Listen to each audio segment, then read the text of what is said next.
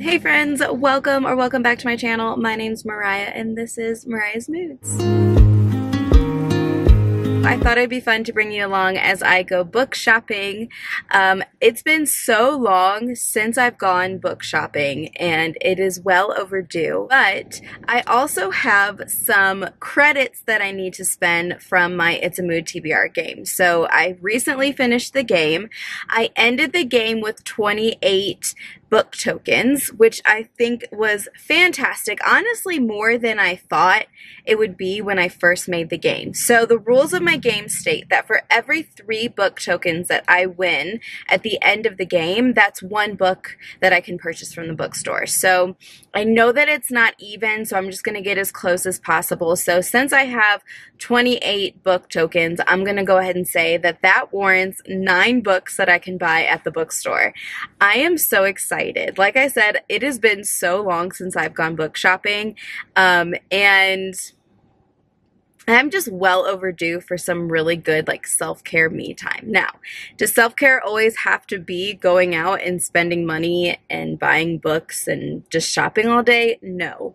Absolutely not, and most of my self-care days do not consist of that. So every once in a while, I really just want to spend the day doing things that I like, getting some things to treat myself to make me feel happy. Is this the most healthiest thing to do in the world? Probably not, but I figure if it's every once in a while, it's not a problem. So we are here in the parking lot at Barnes & Noble. I'm going to start there because I do have a gift card from Christmas. So if I can save a little bit on the 9 books that I can get, then I'm going to do that. But I think I might also go to some local indie bookstores.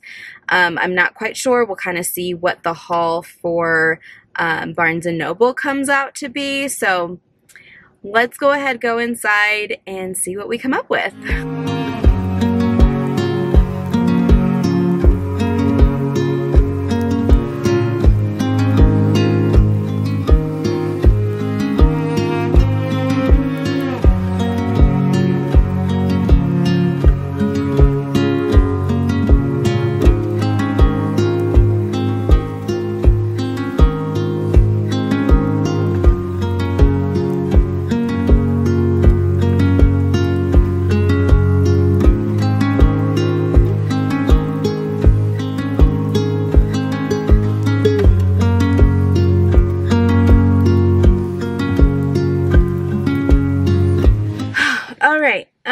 Out of Barnes & Noble, I got quite the haul. I was able to find 6 books that I was interested in and excited in enough to purchase, but I have 3 more that I am entitled to.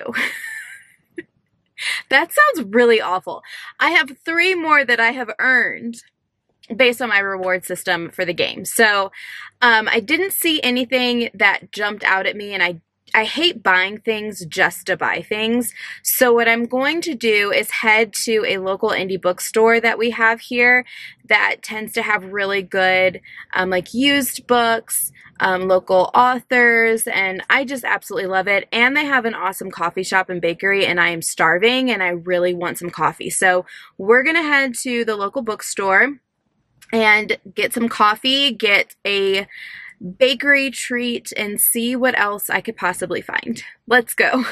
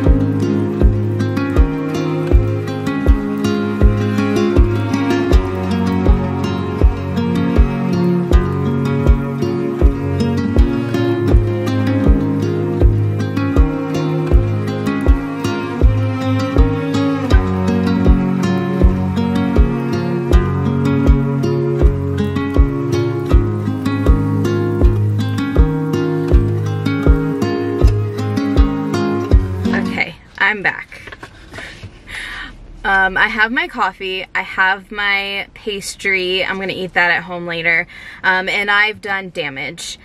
Remember when I said I only had 3 more books on my earned, like, reward system list? Yeah, well, I ended up getting 6 more, but 5 of them are secondhand. There was only 1 new purchase, so I take that as a win. Take it as a win. So I'm gonna head home and I will check in with you guys in a little bit and we will go through the haul. Hey guys, so I am back home and it's actually been a few hours. We're done with dinner, so I thought I'd sit down with you and have a cozy little book haul based on my book shopping earlier today. I was trying to figure out how I wanted to organize the haul, and I just realized that I don't have a ton of variety in genres, so I'm just going to break it down by stores. So we'll start off with my haul from Barnes & Noble, and then we'll go with the haul from Poor Richard's, the local bookstore. So from Barnes & Noble, I picked up a total of 6 books, ranging from YA fantasy, adult fantasy, I think I have a romance, a couple of romances. That's about it for the Barnes & Noble haul. So first of all, I picked up The Blood Gift by N.E. Davenport. This is the second and final book from the Blood Gift duology, the first book being The Blood Trials. I read The Blood Trials back in September and I really enjoyed it. It is sci-fi fantasy mix. In the first book, we're following Akenna, who has recently lost her grandfather, who was a very prominent leader in this government, especially the branch of government that's in charge of defense and warrior training. So she decides to join in this like academy training, not only to hone in on her gifts, but also try and solve the mystery of what really happened to her grandfather. I really loved the first one.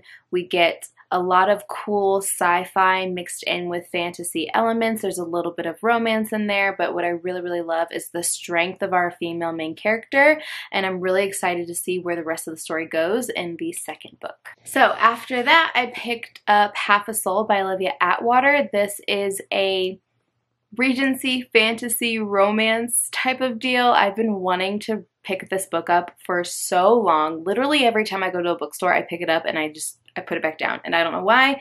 So I decided today was the day I'm actually going to purchase this book. So this is actually following Theodora, who has been cursed by a fairy. So basically she is missing half of her soul.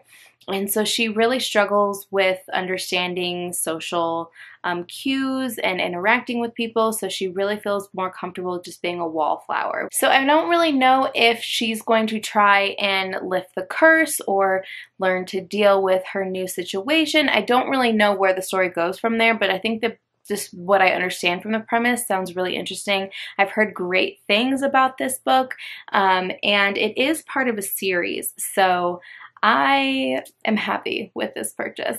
Next, I picked up A Deadly Education by Naomi Novik. This is a dark academia fantasy type of book, maybe romance. I don't really know. I don't know a ton about this book, but I've heard glowing reviews and I'm so excited for it. So we're following our main character, Elle, who is attending this like school and academy. And basically, you just have to survive the school. If you survive the school, then you graduate. You either graduate or you die. And so it's really important to have alliances and work with each other and learn from each other, but she's kind of on the outskirts and she doesn't really have a lot of strong alliances. And I think people kind of believe her to be maybe an evil witch or whatnot.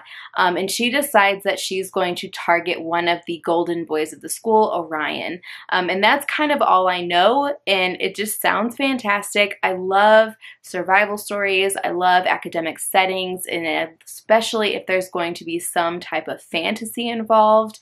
I just want to read this now. Next, I have The Throne of the Fallen by Carrie Maniscalco.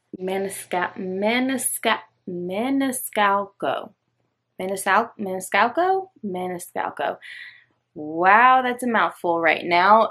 But this is, I believe, her introduction to adult fantasy. I've never read from this author, but I have seen her other series. I think it's the Kingdom of the Wicked series, and I think this book is kind of in that same universe. So I'm hoping that I don't have to read that series in order to understand what's happening in this series, because this definitely sounds interesting, and I think I would be more entertained and I would enjoy an adult fantasy more than the YA series from the previous. But basically we have this Prince of Envy who is in charge of, I think, like this demon realm or evil realm, and he's like losing control from what I understand. And now we have Camilla who has to work with him to like go through all of these journeys to basically, I guess, restore his kingdom, and they might fall in love.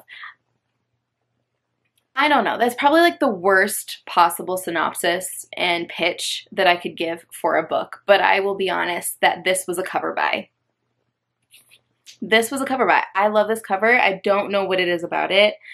It's just really pretty, and I don't typically like pink or purple, but I was drawn to it, and it sounds interesting. It sounds like we've got maybe some enemies to lovers that's going to happen in this book, and her other series had some decent reviews, so I figure why not give it a try, and we shall see. Then I have When Women Were Dragons by Kelly Barnhill. This is a speculative fiction with a little bit of magical realism. So basically this is telling the story that back in like the 50s, women started to spontaneously turn into dragons, like literal dragons. And so society, I think, is trying to understand this phenomena, why some women transformed and some women didn't. What are the consequences for that? What does that mean for the families that may have been left behind? And we have a main character whose aunt had transformed into a dragon, but her mother did not. It just sounds really interesting, and I love that the back says, When Women Were Dragons exposes a world that wants to keep women small, their lives and their prospects, and examines what happens when they begin to take up the space they deserve. This sounds fantastic, and again, a beautiful cover. And I love the idea of women actually turning into dragons. All right, and then the last book that I picked up at Barnes & Noble was Emily Wilde's Encyclopedia of Fairies by Heather Fawcett. I have been wanting to read this book for so long, and I was really sad that I could not find the hardcover edition because that thing is absolutely gorgeous. But I am more here for the story. So this is following Emily Wilde, who has always just been really interested and low-key obsessed with fairies and the fae world, so she embarks on a kind of adventure to study the fae and come up with this encyclopedia. And while she's there, I think she encounters some things that she wasn't expecting that kind of leads to a mystery, and she's trying to solve what's happening and maybe some romance. I don't really know.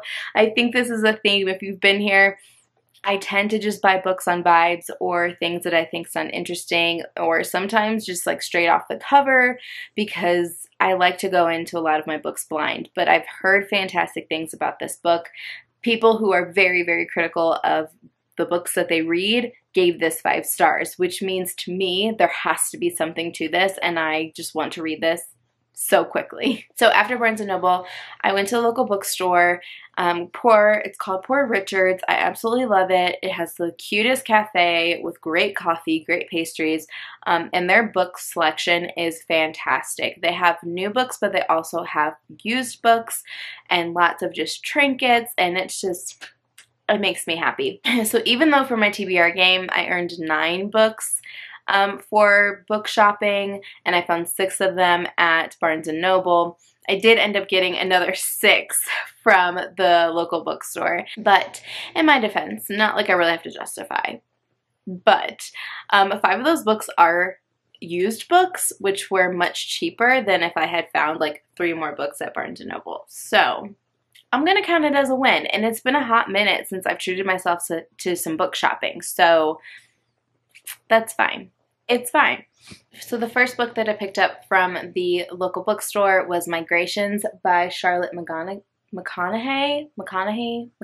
It's following Franny, who's honestly she's just struggling. Like, she's just having a hard time. So she just decides to leave everything behind except for her research gear, and she goes to Greenland to work on a research boat, who are basically, I think, tracking migration patterns of birds, I think it is. But while she's on there, some of the things that she's trying to run away from kind of start to unspool and be uncovered, and she's trying to deal with what she's truly running away from.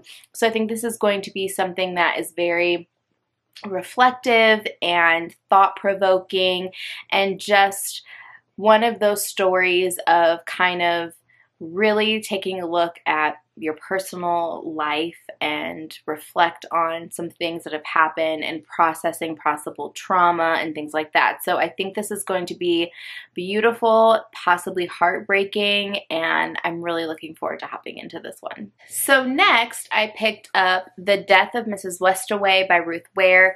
I recently read my first Ruth Ware at the end of last year, and I really enjoyed it overall, so I wanted to give Ruth Ware another try. And I've actually had this book on my radar for a couple of years now, and it was on sale, so I thought, why not? So this story is actually following Hal, who randomly gets a letter one day that says that she's basically inherited like this huge estate, and she immediately thinks, okay, this is for the wrong person.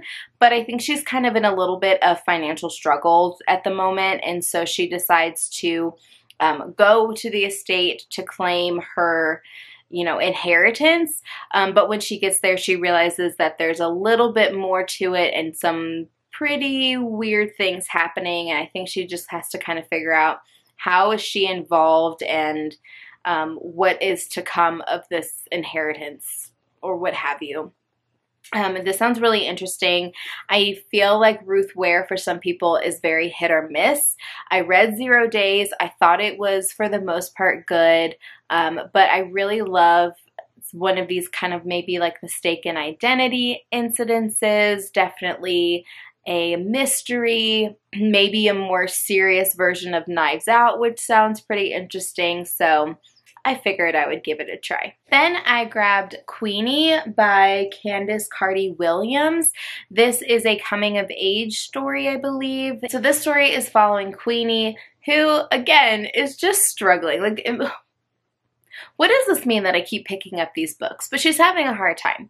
Her boyfriend's broken up with her. Her boss doesn't really respect her. Her family is just very overbearing.